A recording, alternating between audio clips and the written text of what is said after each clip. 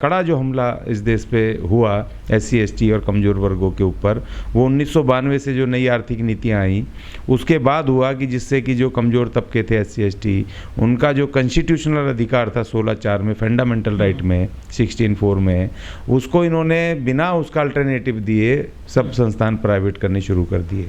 जो संविधान इनको कहता था SC STs को, महिलाओं को, कमज़ोर तबकों को, सबको एक समान एजुकेशन देनी है, आपको 6 से 14 वर्ष के बच्चों को निःशुल्क एक समान एक जैसी शिक्षा देनी है, कंपलसरी शिक्षा, उसको इन्होंने तोड़ करके एजुकेशन का प्राइवेटाइजेशन, निजीकरण, ये तमाम किया। संविधान का आर्टिकल 19 कह रहा है कि जी कोई भी नागरिक इस देश का एक राज्य से दूसरे राज्य निर्बाध रूप से जा सकता है, और इन्होंने टोल प्लाजा खड़े करके और वहाँ पर किराया मांग रहे हैं, और जो गाड़ी में जो SC ST का आदमी जिसके पास पैसा नहीं है उसका टोल भरने को, उसकी गाड़ी को रोक लेंगे। आप जाने सुविधा तो मिल रही है ना, हाईवे बन जाने से टोल तो देना पड़ेगा ना, आपको अच्छी सुविधा मिल रही है, जल्दी पहुंच जाएंगे आप दूसरे राज्यों में।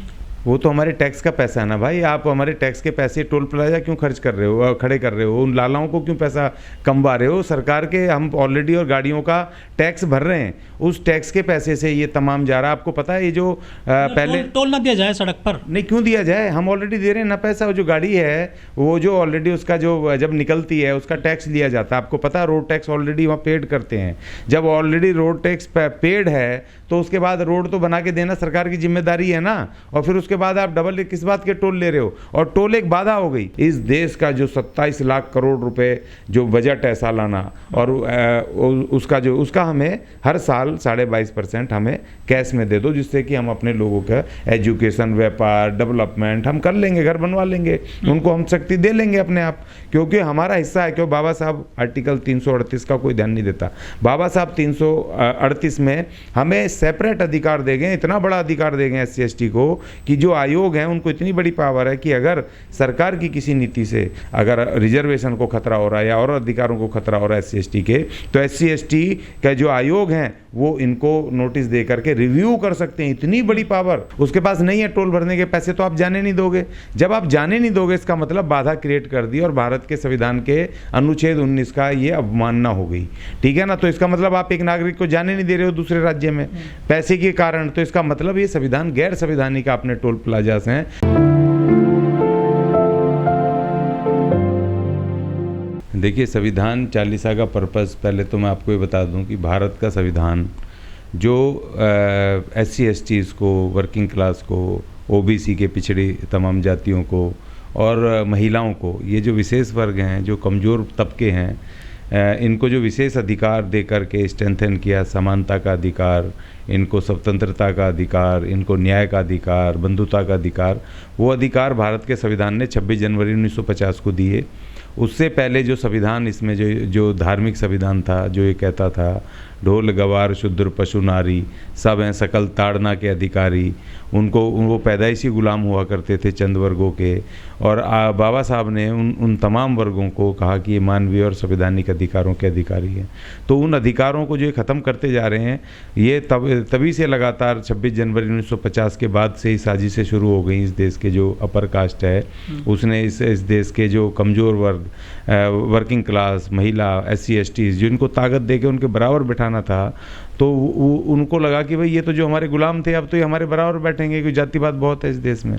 तो अब वो तभी से उनको तोड़ने की साजिशें शुरू हो गई।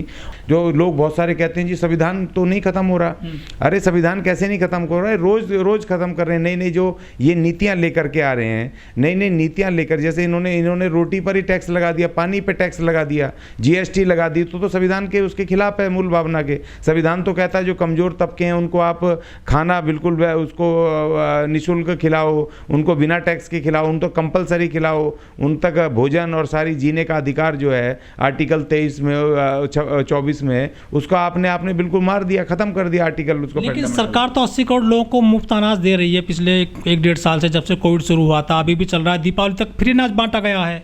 लेकिन उस अनाज पे टैक्स लगा हुआ है ना, हम तो टैक्स की बात कर रहे हैं। आप फ्री दो, सरकार की जेब से भी तो जा रहा है ना। आपने टैक्स क्यों लगाया, जीएसटी क्यों लगाया, पहले तो ये बताओ, जीएसटी की जरूरत क्या है? खाने के आप जिसमें भी चले जाओ आज की तारीख में, जो आटे के बैग ये दे रहे हैं उसको भी तो खरीद के ही दे रहे हैं ना, सरकार खरीद रही है, तो वो भी टैक्स का पैसा जा रहा है। और दूसरा, सरकार टैक्स दे रही है, लालाओं को टैक्स दे रही है, जीएसटी दे रही है, और ये तमाम चीज़ें जो हैं ये बिल्कुल गैर संवैधानिक। आप टैक्स क्यों ले रहे हो भाई?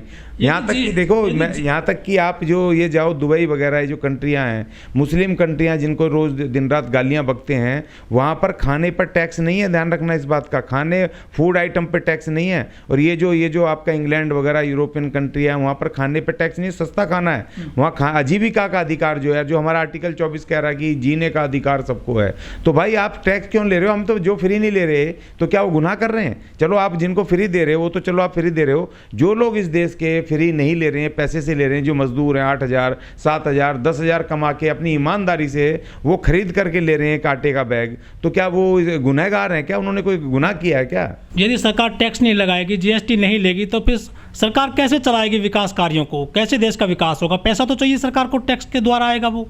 देखिए, ये जो पूंजी अभी भी हैं, आपने देखा इतना हल्ला हुआ, 2-3 लालाओं के इन्होंने, जो और वो दुनिया के मालदार हैं, एक नंबर के टॉप के मालदार हैं, पैसे वाले हैं। हाँ, इन्होंने 14 लाख करोड़ रुपया उनका माफ़ किया, 14 लाख करोड़ रुपया।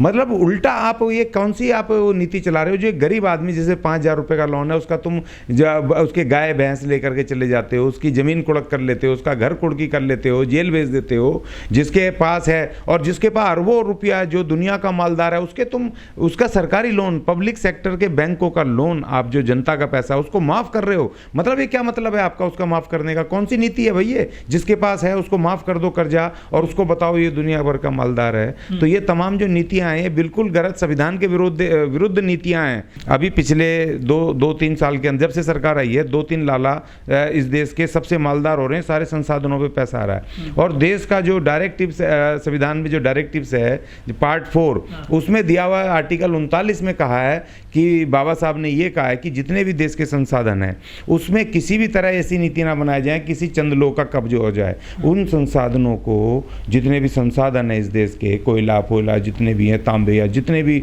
धन प्रॉपर्टी है, वो तमाम लोगों में इस तरह बटेगी जिससे कि वो लोग अपना आजीविका और सब में बराबर बटे। लेकिन जो सरकार चल रही है हमारे देश में, देश जो 5वीं अर्थव्यवस्था मजबूत होती जा रही है, 5वीं अर्थव्यवस्था बन गया दुनिया में नंबर 1, और जो टॉप 10 जो धनपति हैं, सबसे ज़्यादा मालदार जो लोग हैं पूरी दुनिया में, उसमें हमारा भारत का जो अडानी ग्रुप है वो आ गया है दूसरे नंबर पर, तीसरे नंबर पर। देश तरक्की कर रहा है ना। देखिए, लाला तरक्की कर रहे हैं। और दूसरी बात, ये कौन सा आंकड़ा ला रहे हो मुझे पता नहीं कि दुनिया की अच्छी अर्थव्यवस्था में आ गए। अभी तो पीछे तो हमारे जो घरेलू मजबूत हो गई है ना, 5वें नंबर पर आ गई है भारत की अर्थव्यवस्था। नहीं, वो टैक्सेस से हमारी जो देखो जीडीपी जो है हमारा, हम जो घरेलू, जो हमारे सकल घरेलू उत्पाद होते हैं, जो वो तमाम वो मर रहे, उनकी वो जीरो जाते जा रहे हैं। टैक्स इन्होंने दुनिया भर के लगा दिए हैं, ठीक है जी। और दूसरी तरफ ये कि जो विदेशी पैसा आता था वो भी नहीं आ रहा। वो लोग यहाँ पैसा, मुद्रा भंडार कम होता जा रहा है, क्योंकि हमारा रुपया हमारा डॉलर के मुकाबले में लगातार उसको वो गिर रहा है। पेट्रोल डीजल के दाम बढ़ रहे हैं, खाद्य पदार्थों के दाम बढ़ रहे हैं।